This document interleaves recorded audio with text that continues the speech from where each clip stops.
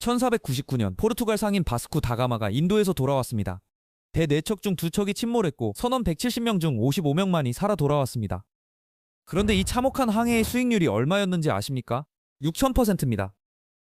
오늘은 그 숫자 뒤에 숨겨진 이야기, 그리고 그것이 어떻게 여러분의 ETF 계좌와 연결되는지를 얘기하겠습니다. 300년 전만 해도 전 세계 경제의 70%는 동양의 차지였습니다. 그 비밀을 바꾼 건 바로 바다와 딱 4가지 상품이었습니다. 기억하기 쉽게 묶어서 후설, 면차, 후추, 설탕, 면직물, 차. 이 4가지가 바다라는 거대한 고속도로를 타면서 전 세계의 부가 서양으로 빨려 들어갑니다. 오늘은 그 첫 번째 주인공 6000%의 수익률을 만들어냈고 주식의 탄생을 이끈 후추입니다. 후추는 당시 검은금이라고도 불렸습니다. 양념가루 하나가 어떻게 그런 수익률을 만들었을까요? 사실 후추는 단순한 양념만이 아니었습니다.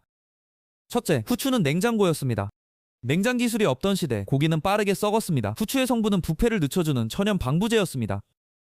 겨울을 버티기 위해 염장 고기를 쟁여두던 유럽 사람들에게 후추는 생존의 문제였습니다. 둘째, 후추는 약이었습니다. 중세 유럽 약방에서 후추는 소화불량, 통풍은 물론 패스트 예방약으로도 처방됐습니다. 심지어 이집트에서는 파라오 람세스 2세의 미라코 속에서 후추 알갱이가 발견되기도 했습니다. 셋째, 후추는 화폐였습니다. 집세를 후추로 내고 지참금에 후추를 담았으며 병사의 월급을 후추로 지급했습니다. 서로마 제국 함락 당시 몸값으로 지불된 것도 금도 은도 아닌 3000파운드의 후추였습니다. 즉 후추는 냉장고이자 병원이자 은행이었습니다. 이 3가지 기능을 검은 알갱이 하나가 해냈으니 금값이 되지 않는 게 오히려 이상하죠. 그럼 왜 그렇게 금값이 됐을까요? 핵심은 공급망 쇼크입니다. 아시아에서 유럽으로 넘어가는 실크로드 한가운데 오스만 제국이 떡하니 가로막고 톨게이트를 세워버립니다. 우리 땅 지나가려면 통행료 10배네. 지금으로 치면 스마트폰에 꼭 필요한 핵심 반도체 수출길이 하루아침에 막혀버린 것과 같은 비상사태입니다. 물건은 안 들어오는데 사려는 사람은 넘쳐나니 가격이 천정부지로 솟구칠 수밖에 없죠. 그래서 저울에 달아 후추 한 줌에 금 한 줌을 똑같이 맞바꿀 정도. 그야말로 당대 최고의 자산, 검은 황금이었습니다. 그럼 유럽 사람들은 순순히 포기했을까요? 절대 아니죠. 여기서 하이 리스크, 하이 리턴의 법칙이 발동합니다. 톨게이트비가 너무 비싸니 아예 육지를 포기하고 아무도 가보지 않은 바닷길을 직접 뚫겠다고 결심한 겁니다. 태풍과 해적이 우글거리는 바다로 배를 띄우는 것, 목숨을 건 도박이었습니다. 성공 확률 10%도 안 되는 초고 위험 벤처에 전 재산을 몰빵하는 것과 같았죠. 하지만 배 10척이 떠나서 9척이 가라앉아도 단 한 척만 후추를 가득 싣고 살아 돌아오면 어떻게 됐을까요? 당시 기록에 따르면 성공한 항해의 수익률은 원금의 수십 배, 일부 기록은 60배를 넘기기도 했습니다. 그야말로 당대 최고의 후추 코인이 탄생한 겁니다. 대박의 꿈을 품고 바다로 나가려던 사람들은 곧 현실적인 벽에 부딪힙니다. 머나먼 인도의 파도를 뚫으려면 집채만 한 나무배가 필요했습니다. 적어도 1000그루가 넘게 드는 커다란 배가 필요했습니다. 산 하나를 통째로 베어야 나오는 수준이었죠. 경제학에서는 이걸 대규모 초기 자본 장벽이라고 합니다. 그렇다면 이 천문학적인 비용을 개인 상인이나 귀족 한 명이 독박 쓰고 감당할 수 있었을까요? 배가 한번 가라앉으면 가문이 파산하는데 말이죠. 당시 유럽의 일반적인 사업 방식은 무한 책임이었으니까요. 친구 3명이 치킨집을 차렸다가 망하면 빚쟁이들이 내 집에 압류 딱지를 붙이고 자식 댁까지 빚을 물려줘야 했죠. 이 공포 때문에 선뜻 뛰어들 수 없었습니다. 자본이 시장 밖에서 잠들어 있을 수밖에 없었던 이유입니다. 이 문제를 해결한 것이 바로 네덜란드 사람들의 십시일반 아이디어입니다. 너도 나도 돈을 모아 배를 만들고 이익도 위험도 쪼개서 나누자.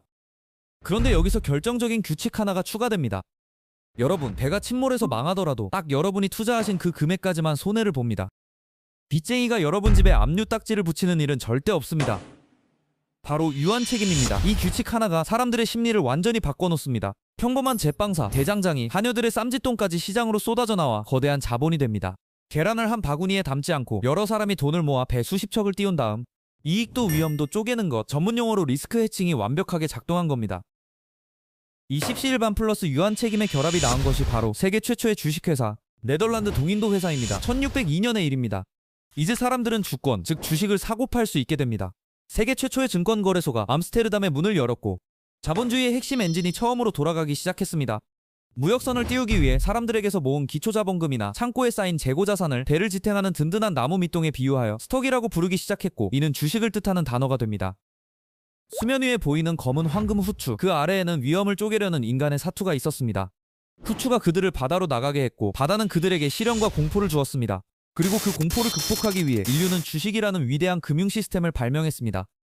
이것이 서양 중심 자본주의가 닻을 올릴 수 있었던 진짜 이유입니다. 그리고 이 이야기에는 아주 멋진 후일담이 하나 있습니다. 1974년 미국의 존 보글이라는 사람이 회사를 하나 세웁니다. 인덱스 펀드를 최초로 만든 사람 바로 뱅가드입니다. 그런데 여러분, 뱅가드의 로고를 보신 적 있으신가요? 범선입니다. 돛대를 세운 거대한 범선. 우연일까요? 전혀 아닙니다. 뱅가드라는 이름 자체가 넬슨 제독이 나폴레옹 함대를 격파할 때 탔던 영국 전함 HMS 뱅가드에서 따온 겁니다. 존 보글이 이 이름을 고른 이유는 명확합니다. 바다 앞에 겸손하듯 시장 앞에서도 겸손하라. 목숨을 걸고 망망대해로 나가는 배에 내 돈을 태우고 무사히 돌아왔을 때 그 과실을 나누는 것. 그게 바로 투자의 뿌리였습니다. 그럼 거친 바다를 항해할 때 가장 중요한 게 대체 뭘까요? 남들보다 빨리 가는 속도? 아니면 한 방을 노리는 대박 수익? 아닙니다. 정답은 바로 리스크 관리입니다. 아무리 크고 화려한 배도 눈에 보이지 않는 암초를 만나서 침몰해버리면 모든 게 끝이니까요. 그래서 뱅가드는 이 항해의 정신을 투자에 완벽하게 녹여냈습니다. 여러분, 이게 무슨 뜻일까요? 시장은 인간의 기술로는 완벽히 이길 수 없다는 뼈저린 겸손함으로부터 출발했던 겁니다. 월가를 호령하는 이 거대한 투자회사도 결국 무엇을 본 걸까요? 바다입니다. 오늘날 여러분이 ETF 하나를 사는 행위, 그것이 400년 전 동인도 회사 주식을 사는 행위는 본질적으로 같습니다. 위험을 쪼개고 이익을 나누는 인간의 본능, 이 시리즈는 바로 그 이야기를 따라갑니다. 다음 편은 채권과 중앙은행의 어머니 선박에 대해 알아보겠습니다. 구독과 알림 설정 잊지 마세요.